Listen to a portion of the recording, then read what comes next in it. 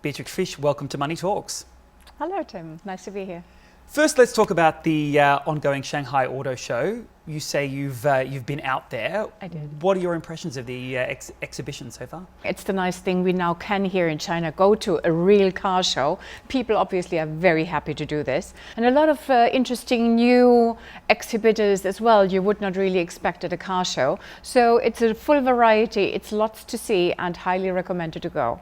You have put your finger on something that I'm very interested in here, which is the non-traditional car manufacturers, a lot of them getting into this new energy vehicle space. Why does everyone seem to want to make a new energy car at the moment? Well, I think it's various aspects. On one hand side, this car market is not saturated. It is not even matured. So there is still per person, or when we say per 1,000 people, there is still a lot of room in comparison to other countries for personal mobility. And why not? People want to be mobile and go forward. So that's number one, that you have then a space to go. Another point is, of course, that you have government incentives. China, if you look into the China Digital 2025, if you look into the new NEV policy, which was issued just last year, overall then having by 2025, 30% of the new vehicles shall be NEV, so either EV or hydrogen fuel cell in this direction. So of course there is a lot of room to go. And there's of course that in China with these government policies and subsidies, which not only are for the customers, but as well for the manufacturers, that there is a lot of incentive building this, and in which is not existing perhaps to that extent in Europe, in Japan, in America. So of course going global is the next step. So everybody would like to have a piece of the cake. A lot of these companies, some of them it makes sense. You know, we've got tech names getting into the business, Xiaomi and Huawei. And for those companies, you can sort of see a link because a lot of these cars are so heavily computerized now. But what about for companies like Evergrande? These are real estate companies. Do they have any business making cars? It's a far-fetched idea. So on one hand side, they had been making money in the recent decades quite a lot. So somewhere it is well where to put the money. What to do next, and participating in this mobility trend, which is perhaps then mobility as a service overall, could be an idea. But on the other side, there could be the idea of the third space. People are spending their time at home or at work, but in between or going somewhere else, they want to be comfortable.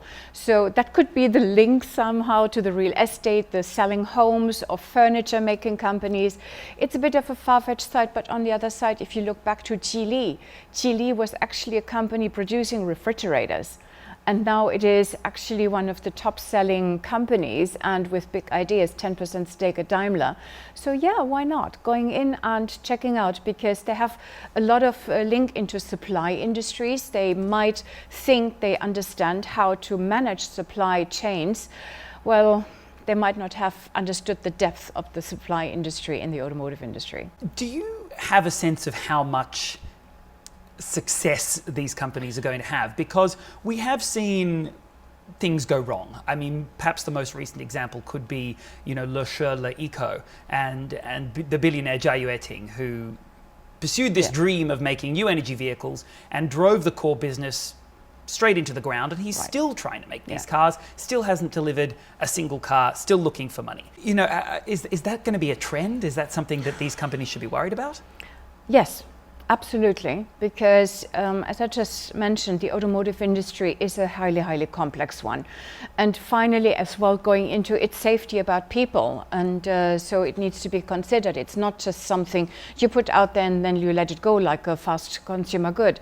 It is something you need to be thinking about, related into all along. Plus, it is an industry that has to change into more, let's say, a circular mode, into being more sustainable overall. So there is a lot to learn for them. So I think there is 50% success rate and 50% failure rate, possible potential. And consumer tastes are changing a lot as well. You know, people want something new in a car every year. If you're fitting into consumer taste, if you're fast enough. So for example, when you mentioned Huawei, Xiaomi, as they are already in software development, even in equipment and device development, there I can see that they can foresee it. They are already doing a Huawei Inside, Huawei Octopus on the autonomous driving. Let's see how that goes for the other ones who have not really a direct link into it. So it's a risky business for them. Now, this week Deutsche Bank said in a note that they think the majority of NEV startups are going to fail and many legacy automakers will become irrelevant. Do you agree with that? I agree that with a lot of startups will going to fail because they underestimate the efforts, the customers' belief, the customers' trust, or what is necessary to really make it happen. On the other side, that a lot of the traditional ones will be irrelevant, I don't agree, because it's not only because they have been the producers of integrated combustion engines, of the old ways, that they don't understand how to do it new. So they need to learn, adapt, integrate, and speed up. And I think a lot of them do this. If you go to the car show, there are so many concepts of electric vehicles from the, let's say, the established automakers, or going beyond. And I mean, electric vehicles are not new. They are 100 years old. And even during the Munich Olympic Games, BMW, well, it was Munich, so BMW is headquartered in Munich. They had the cars going in between. They were electric. Back in 2006-07, there was the hydrogen project of BMW with the 7 Series, and. So it's not they just were slow on, they underestimated the speed to come to the market. So it will be, is it an end game? I don't think so. I think it's now really to show your teeth, get everything together, and show what you can do. And do you think that that fight back process is well underway, or do they really need to pick up speed? It is underway. Some of them are faster, some of them are slower. I think it is even depending how good you are in the Chinese market, because the Chinese market is demanding, it's very dynamic, and it has already all the competitors, the disruptors here. Some of them need to speed up more, but of course it takes time to turn around these big corporations, but they are well underway. And is the future going to be, you know, these companies going it alone, or are we going to see more joint ventures between the tech side and the traditional manufacturing side?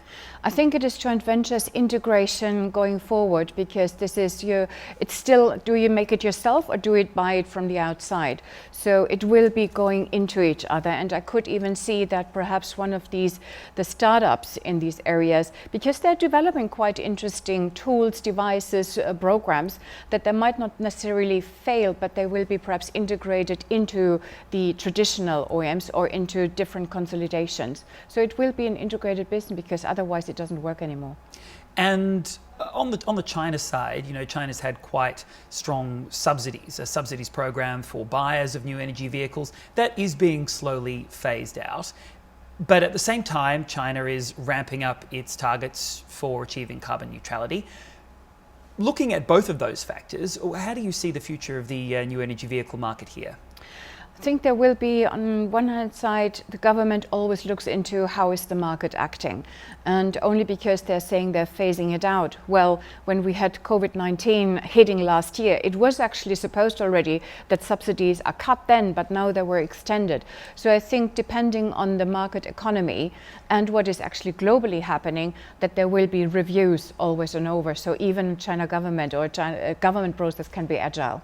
Beatrix Frisch, thank you so much for joining us. Some fascinating insights. My pleasure. Thank you for having me.